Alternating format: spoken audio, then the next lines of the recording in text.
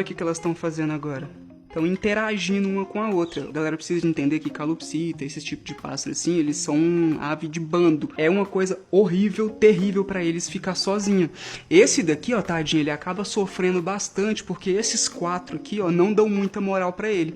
Então, na hora de dormir, ele dorme sozinho naquele canto ali, e essas outras dormem todas juntas, ou aqui nessa parte, ou então aqui. Ou o dono tem que dar muita atenção pra elas, ou então tem que ter outra calopsita pra, fazer parte do bando. Porque senão ele vai entender, aquele ali, ó.